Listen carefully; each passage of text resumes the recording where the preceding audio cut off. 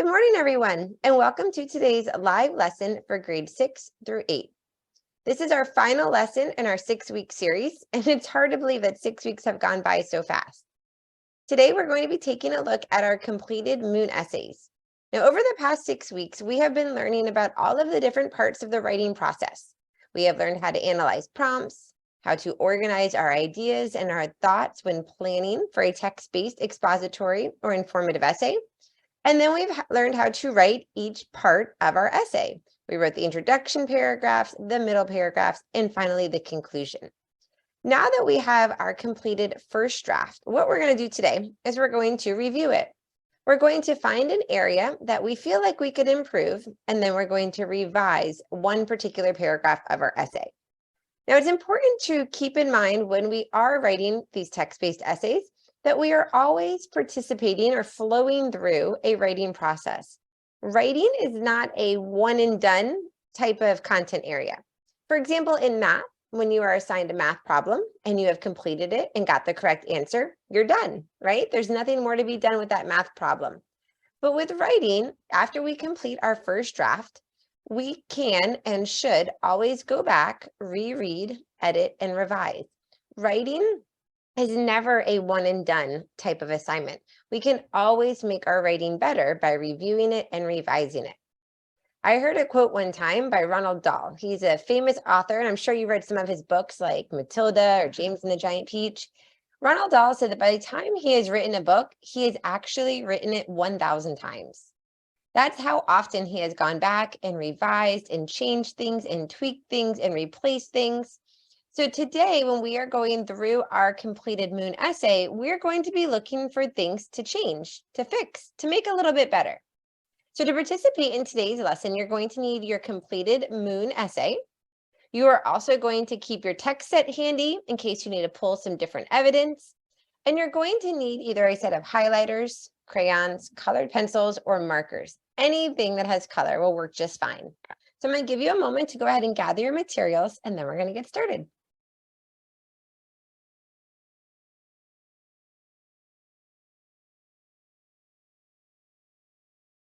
All right, now, as always, before I ask you to do anything, I'm going to show you how to do it, right? I'm going to model for you from start to finish the exact same thing that you will be doing in just a moment. So your job at this point in the lesson is to be watching and listening and paying attention and learning. This is the time to prepare you for your independent assignment that you will do in just a few moments. So what I have in front of me is a snippet of my gold essay. So throughout this 6-week series, I have been modeling how to write an essay using the Gold Rush text set, my ITC outline, and then of course, I've been writing my essay. So here we have a copy of my ITC outline. That's what you see at the beginning. This is my plan. This is what I have followed throughout these 6 weeks as I have written every paragraph of the essay. Below that, I have a snippet of my essay. So this is actually my T2 paragraph, just my T2. So I wanted to pull this paragraph out for you today because I wanted to show you how you can review and then revise a paragraph from your essay.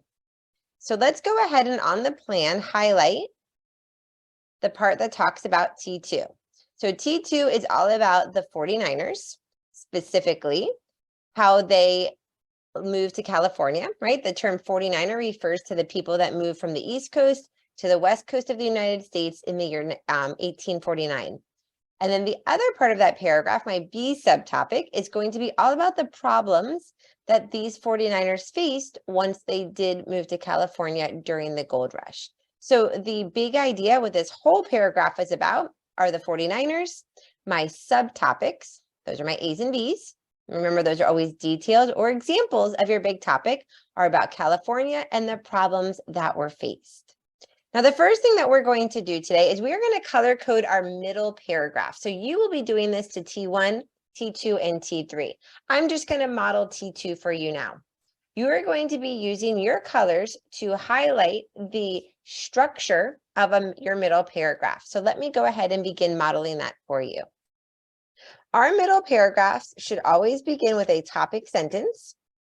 Then there should be 4 to 6 sentences about our A subtopic, 4 to 6 sentences about our B subtopic, and then a wrap-up sentence.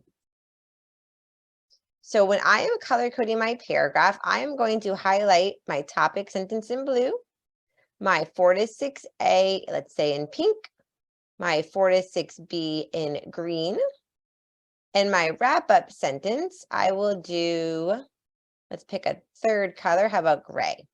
All right, so those are the colors I have chosen. You can choose any colors you want, of course. So now let's go and color code our paragraph. Basically, what I'm doing at this time, I am self-assessing the structure of my middle paragraph. So here's my topic sentence.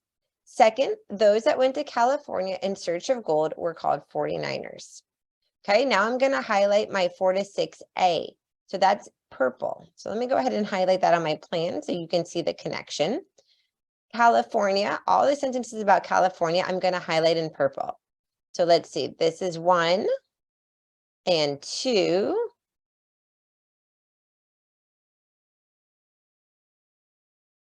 And 3 and 4. All right, so we're going to highlight that in our purplish pink color. Now I'm going to highlight my B sentences. Those are the problems that were faced by the 49ers in green. So let's see. 1, 2, 3, and 4. I'll highlight those in green. And then finally, I'm going to do my wrap-up sentence. And I'm going to highlight that in gray. Uh-oh, I don't have a wrap-up sentence. It's missing, isn't it? Okay, so now I just found the very first thing that I know I'm going to need to revise, and that is my wrap-up sentence. Now, in a few moments, when you are self-assessing the structure of your middle paragraphs, you may find that you have forgotten part of the paragraph. That's okay. Remember, this was our first draft. For some of us, this might have been the first time we wrote a text-based informative or expository essay. So if you discover that you did forget something, maybe you forgot your topic sentence, maybe you only wrote 2 about A, or maybe like me, you forgot a wrap-up. Don't worry, when you move to the revision part of your assignment, then you can go ahead and add what you have forgotten. So I know I am for sure going to add a wrap-up. So this color coding self-assessment is what and how you are going to review all 3 of your middle paragraphs. Now, step 2, we're going to revise it. All right, so the first thing that I'm going to do is I'm going to add a wrap-up sentence, because remember, I just realized that I had forgotten my wrap-up. So let's see, what could a wrap-up sentence be? Remember, your wrap-up sentence is about the main idea of that paragraph. So this whole paragraph was about the 49ers. My topic sentence said, second, those that went to California in search of gold were called the 49ers. Now, my wrap-up sentence is going to be similar to my topic sentence. It's also going to focus on the main idea of this paragraph, but I'm going to be very careful not to repeat my topic sentence. I don't want to restate the main idea in the wrap-up using the same words I used to state the main idea in the topic sentence, because think how boring that would be for my reader, right? To read the same sentence all over again. Who wants to do that? So let's go ahead and I'm going to type a wrap-up now, restating the main idea, but using different words.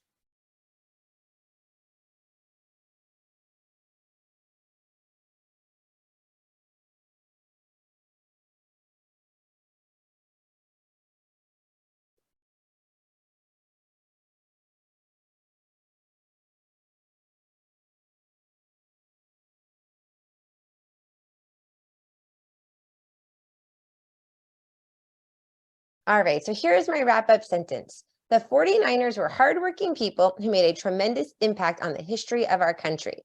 So I am reminding my reader here of what this whole paragraph is about. This whole paragraph is about the 49ers, right? I am summarizing what this paragraph is about, but I'm using different words and different language and perhaps expressing a slightly different thought than was expressed in the topic sentence. The 49ers were hardworking people. I think my A and B sentences support that. And they did make a tremendous impact on our country. Because remember, before this great migration of people from the East Coast to the West Coast, California was an undeveloped part of our country. Can you imagine that today if no one lived in California? Right? The 49ers were the people that led that migration. So that did have quite the impact on our country. All right, so I have added what I have forgotten. Now it is time to do some revision. So let's start at the beginning. How can I make this paragraph better? Well, one way I think I can make it better is with my transition word that I'm using at the very beginning. So I use second to begin this paragraph, which there's nothing wrong with second. I bet I can find or use a more advanced transitional word or phrase. So I'm going to say, should I say secondly, next, in addition, additionally? Let's see, what was my T1 about? Where gold comes from. Let's see, how about we say secondly? Slightly more advanced, right, than just saying second. That will work. All right, now let's reread our topic sentence. Those who went to California in search of gold were called 49ers. Sounds good. Now let me review my A's and B's. Let's see if there's something I can make a little bit better there. As stated by the author of the Gold Rush, 49ers were people who moved in 1849. Ooh, you know what? Now that I reread that sentence, it seems a little vague, doesn't it? People who moved in 1849. So does that mean if you moved from Florida to Georgia in 1849, you were a 49er? No, right? You had to move from the East Coast to California. So since that sentence is rather vague, I think I'm going to revise it and make it more specific. Let me go back to my text set and see if I can find a more specific piece of information that really defines what the 49ers are. Oh, look at this. The passage actually gives me a specific definition. It says the term 49er refers to the year 1849 when over 90,000 people went to California to seek their fortune. I love that. That's much more specific. So I am going to delete this part of my sentence, and I want you all to be able to see very clearly what I'm doing. So I'm going to move this down for a moment. These are the rest of my B sentences. Okay, so I'm going to keep my citation or my reference as stated by the author of the Gold Rush. And now I'm going to revise the remainder of this sentence. So I will say the term 49ers, always have to remember to capitalize that proper noun. 49er refers to the year 1849 when over 90,000 people, it's a lot of people, isn't it? Went to California to seek their fortune. All right, now this was a sentence I took directly from the text set. So can I just leave it like this, or do you think I need to add something to it? I'll give you a hint. I quoted this sentence. When you copy it directly how it's written, that's called a quote. What do I need to add? Quotation marks, absolutely. So I'm going to do that right after my citation. The first word that I copied is the. So I'm going to make sure I add my quotation marks where the sentence begins. And then I'm going to put quotation marks where the sentence I copied or quoted ends. So now I have revised that evidence sentence to make it much more specific. I've added a quote to my A sentences. All right, let's reread the rest of our A sentences. By 1855, nearly 300,000 people had moved to California in search of gold, states the same source. Certainly, the state of California grew quickly, and other businesses and trade became successful. Business was really booming. Immigrants faced discrimination and were taxed $20 a month in order to even be able to pan for gold, says the Gold Rush. All right, I think the rest of my A sentences are rather solid. The reason I say that is because they are specific. They are content rich. What I mean by that is they are giving a lot of information, a lot of content to my reader to help them better understand this topic. I see that I have continued to use evidence from the text. I paraphrase some evidence. There is a complete citation present. I use some domain-specific vocabulary word, some precise language. So I believe my A sentences look good as is. Now let's look at our B sentences. The same passage mentions American prospectors organized attacks on foreign miners. Okay, so now I'm a little confused. I was talking about people moving to California and the businesses that we're developing. And then all of a sudden I start talking about miners being attacked, right? American prospectors attacking other miners. So here's where I'm going to my B subtopic, problems that they faced. I feel like I did not transition my reader well from my A subtopic to my B subtopic. I went from talking about my A to just stopping and jumping right into my B. When we are going from one topic to another, we are moving from one topic to another, right?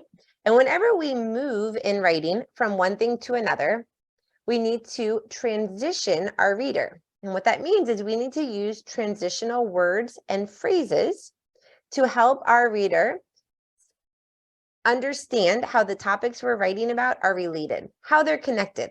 We use transitional words and phrases to connect, to create a sense of flow throughout our paragraph or throughout our essay. So here, right before I jump into this B sentence, I think I'm going to add another sentence where I transition my reader from my A to my B. I want my reader to be able to see the connection between my A subtopic and my B subtopic. So what if I said something like this? Most people were living well off, but some struggled. Okay, so here I am showing my reader that yes, business was booming, right? However, there were some problems. There were some struggles. So I'm transitioning my reader from my A to the B. Now I'm going to use a transitional word or phrase. For instance, it'd be helpful if I spelled that correctly.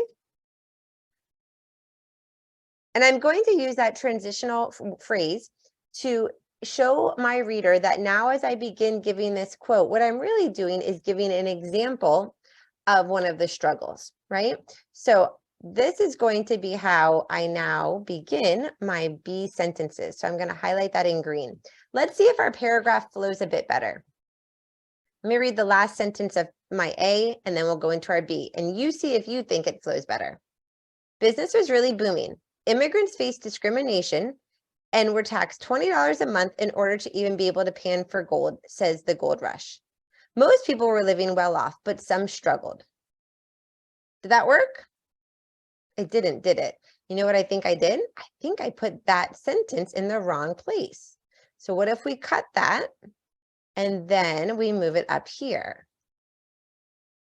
Now let's see if we have a better flow.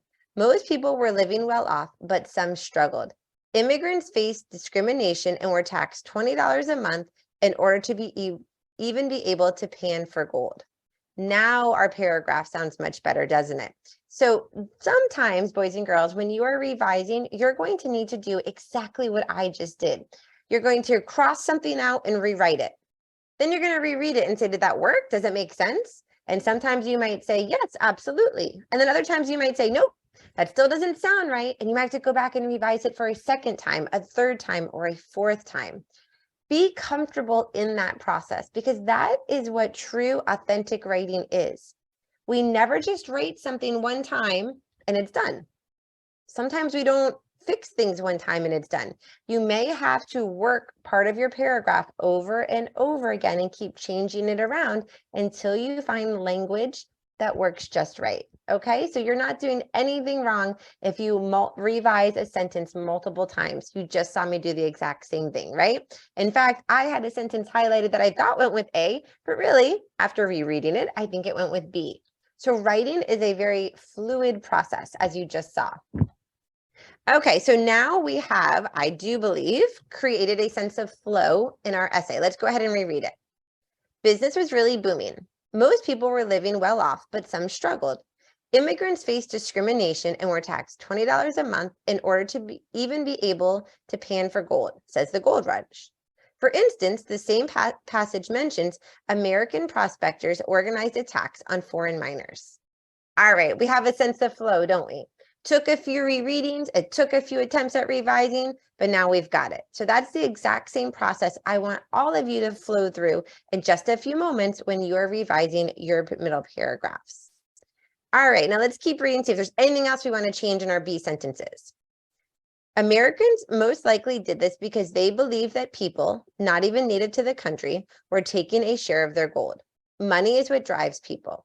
People were willing to do just about anything in order to get more gold. Don't think these last two sentences sound specific enough. Money is what drives people. People were willing to do just about anything in order to get more money.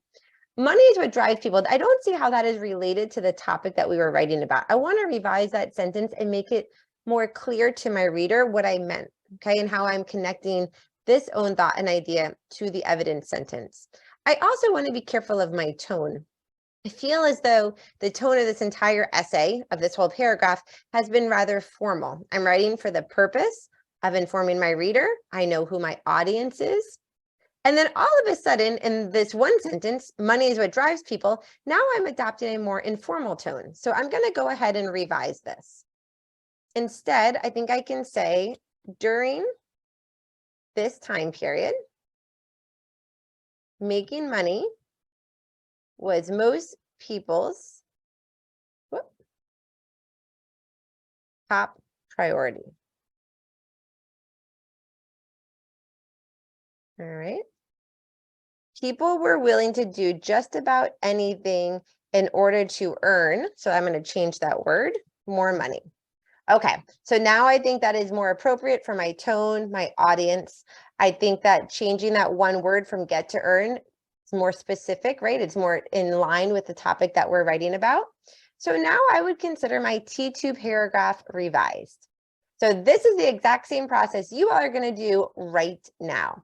So step number one, you are going to grab 4 different colors, any 4 colors you want, and you are going to highlight, and I will write this down for you. You are going to highlight your T1, I should say color code, T1, T2, T3, to show the structure of the paragraph, okay? This is going to allow you to see, do I have all of the pieces of my paragraph or did I forget something? Remember, I had forgotten a wrap-up sentence. So you may discover some mistakes like that while you're color coding. Step 2, let me go ahead and get this on the same page for you. Step 2, pick one paragraph, just one, and revise as necessary. Okay, so that's going to be step 2. Only one paragraph, and you are going to revise it as necessary. What does that mean? If you forgot something, add it. If you made a mistake, fix it. If there are sentences that could be revised so that they are more content rich, so that they're more specific, then change them. Take a look at your transitional words and strategy, or words and phrases. Could you add a new transition word or phrase to show how the topics or the ideas are related? Could you replace a basic transition word with a more advanced one? Look at your word choice. Could you change some general vocabulary to more precise vocabulary? Could you add some domain-specific vocabulary? So those are the things you can be looking at as you revise your one paragraph. It would be quite overwhelming to try to revise all 3, so just pick the one that you feel like has the most potential and revise that one. Thank you all so much for participating in today's lesson. I'm sure your essays are going to turn out absolutely fabulous. Teachers and parents, please keep an eye out for a follow-up email where we will be sending you all of these lessons in one place and some very exciting information about a contest that we will be holding. Stay tuned for more, teachers. Thank you everyone for participating in this live lesson series. I hope you have a great rest of your day.